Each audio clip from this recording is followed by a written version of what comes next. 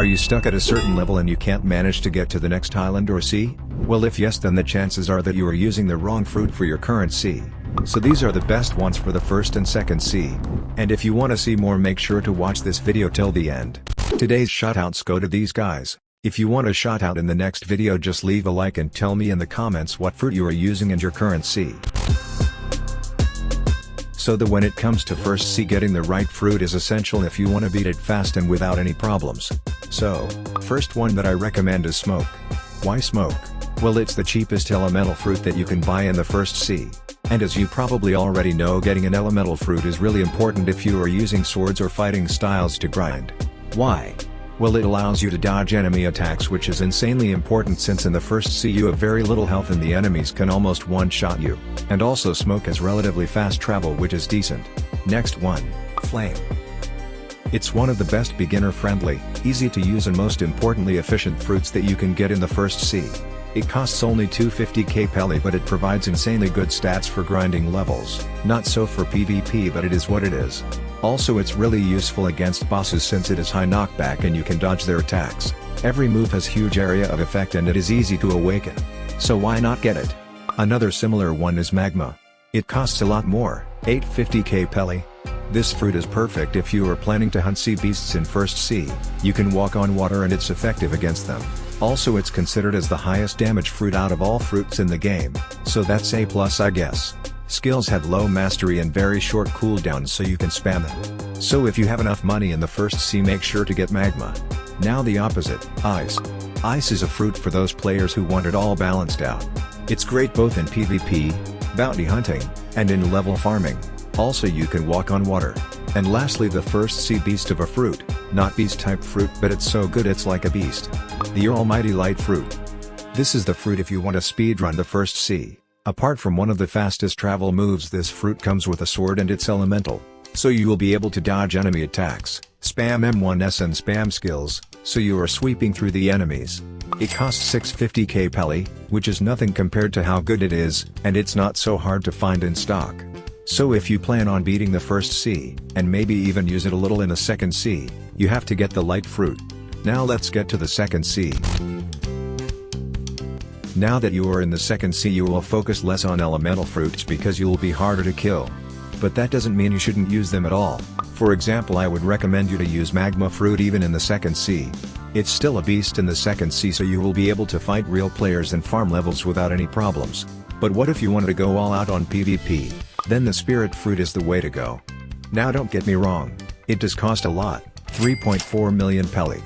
But it's a beast. Every move has big area of effect, so it's pretty useful in the level farming if you are able to manage the knockback. It has burn effect, so you can waste enemy instinct, which is really important in PvP. Also the extremely high damage. Also another one is blizzard. It has really good PvP potential if used properly.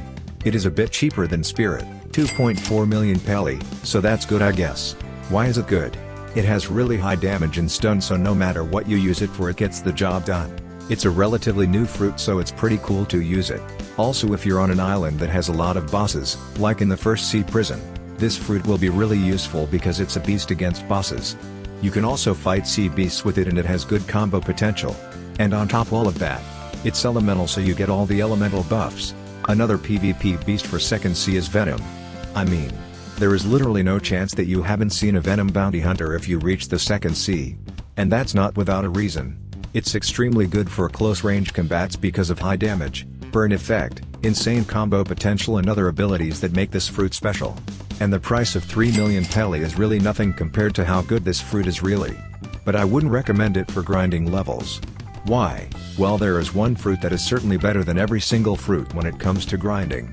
And I think you know which one it is. Of course, the Buddha. This fruit was and still is the meta for farming levels in the second sea. Why? Well, it transforms you into tank form, Buddha, and you gain so much health and regeneration that you are almost immortal when it comes to normal enemies. And if you add some life leech ability to that, Ghoul Race and Ghoul Mask, you basically play Blox fruits on easy mode. So yeah, just like the light fruit was the speedrun fruit in the first sea, the Buddha is the same for second, and even the third sea. So let's get to the third sea. Just like I said, the best grinding fruit is still the Buddha even for the third sea, and I already told you the reasons. So what are some other fruits for the third sea? Well, when you reach max level, the only thing you got is to PvP. And the best fruit for that would be the dough. It's a mythical fruit which costs 2.8 million pelly, but it's really good in PvP. To unlock its real potential you will have to awaken it fully, which costs 18.5k fragments, but you will be insane. Another good fruit for PvP is leopard. It's a beast fruit which turns you into leopard, and you can use it both for PvP and grinding. It's good either way. But now another fruit makes a comeback, and that's magma. You can use it to grind and to PvP because it's so good thanks to the reasons I already told you. And if you use magma in the third sea, it means you got some experience with it, which is really beneficial. So you can grind and PvP with it easily. And lastly, if you are maxed out and don't want to PvP or farm levels and you just want to get the rest of the items that you are missing, the best fruit for you would be the portal. That's because you can hop from island to island in no time, which is really needed if you plan on getting every single item. And that's about it. If you find this video helpful, make sure to leave a like and a sub to let me know that I should make more useful videos like this one. Join our Roblox group, link in the description. Thanks for watching and see you soon.